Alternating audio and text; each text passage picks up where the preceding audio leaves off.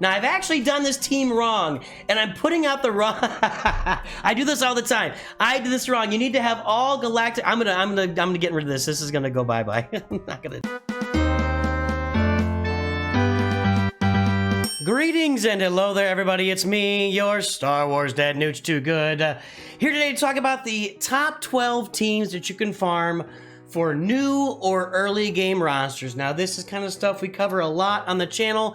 I thought I'd take a lot of this information from farming guides.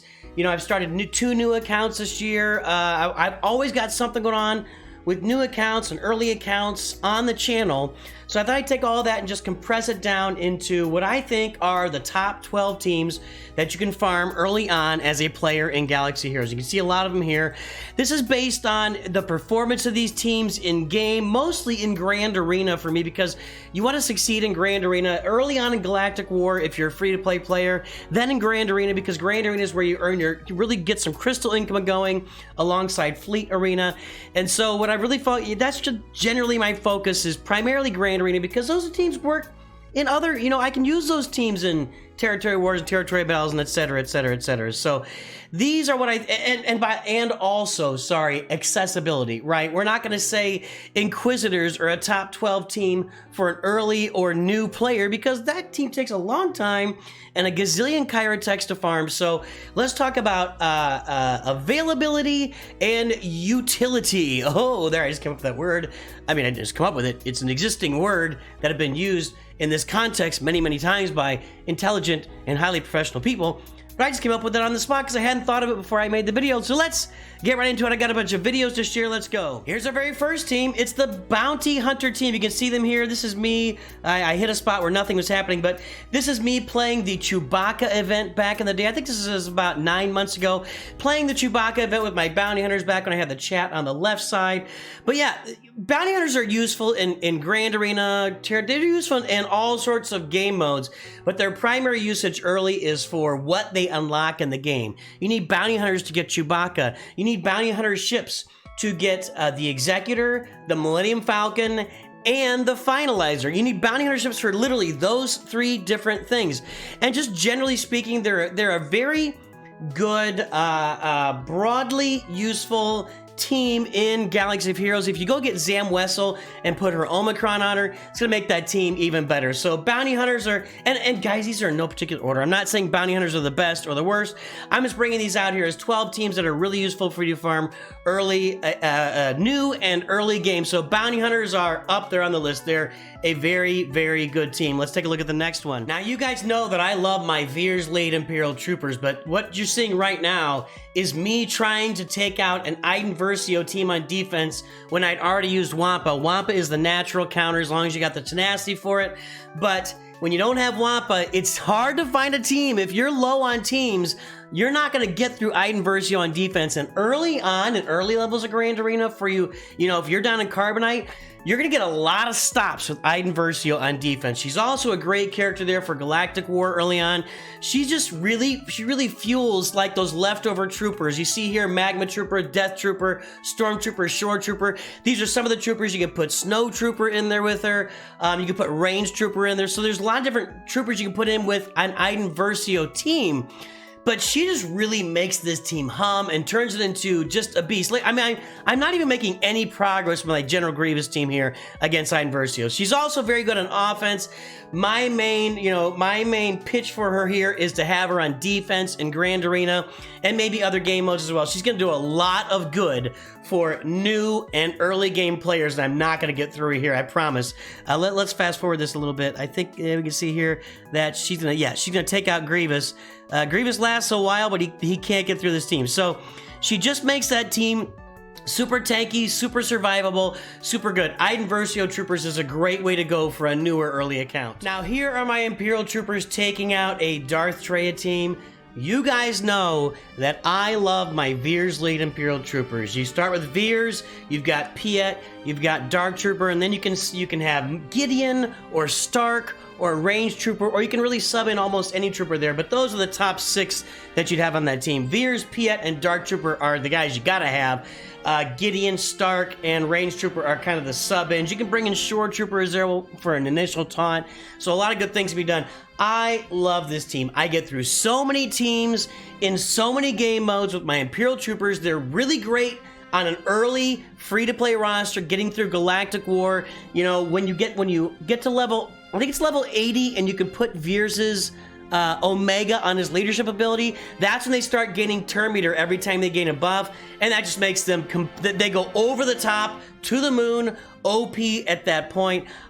You guys know, if you've watched my videos, you watch any video I've got, I love my Imperial Troopers. So this is what we're looking at. Imperial Troopers are a tremendous early and new player, early game player. I love this team.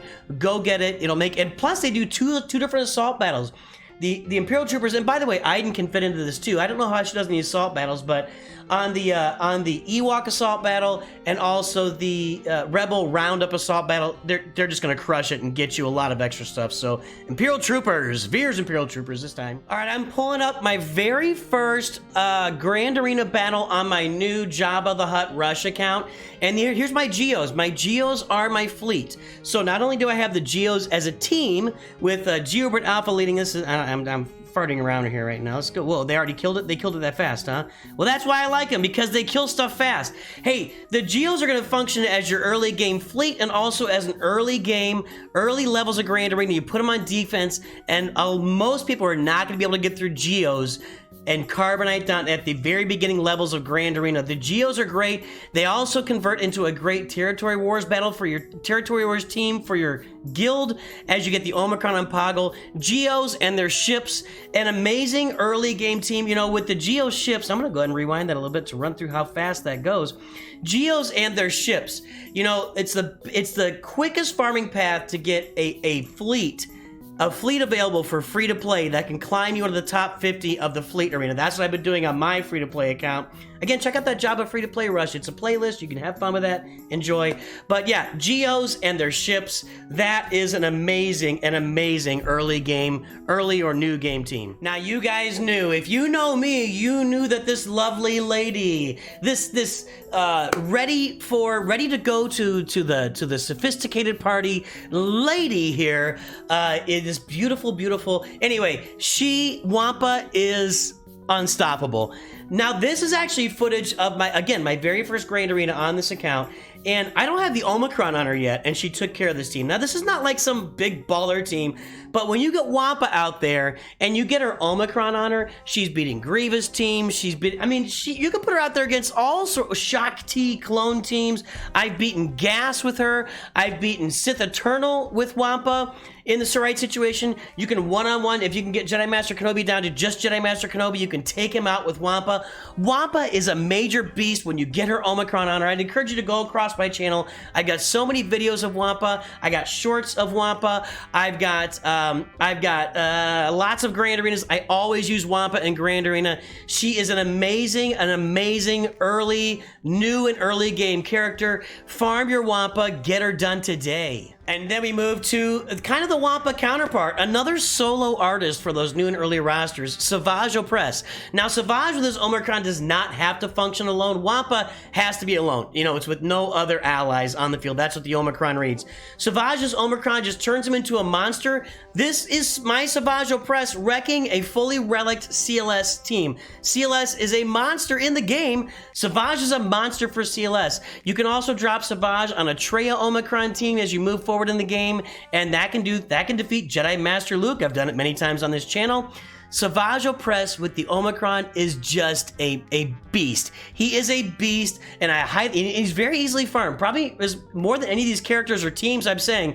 You could probably have Savage farmed to 7 stars within a week of starting the game. Now, it's going to take you a while to get the Omicrons to really make him awesome, because he needs those Omicrons to be awesome, or he needs the Omicron applied to be awesome. But Sabagio Press, just amazing function for that new and early roster. Hey, I just included this footage from Highly Tenacious in a video yesterday, but this is a Gear 11, a 6-star Gear 11 Rex that with this Phoenix is gonna wreck a fully relic CLS team. So I'm gonna go ahead and fast forward here to some action, but hey guys, Farming Phoenix earlier is back in. It was out for a year or two, but it's right back in the game now because, you know, Rex goes with Leia now, but the Phoenix can lead you to a lot of cool stuff like Palpatine and Thrawn, but they're just no good. They were no good for seven and a half years all on their own, and now Captain Rex changes that, and these guys are a CLS killer. They're a giant killer. When you put Captain Rex with pretty much any other four Phoenix,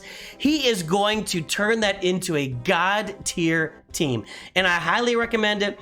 Right now, Rex, if you're watching this in the future, right now Rex is on a single shard node farming, so it means you can farm the other, whenever you farm the other Phoenix, you get 2, depending on where you farm them, but other characters you get 2. He's been out for less than a year. He's worth it. He's worth refreshing every day to make sure you're kind of farming him like a double node character.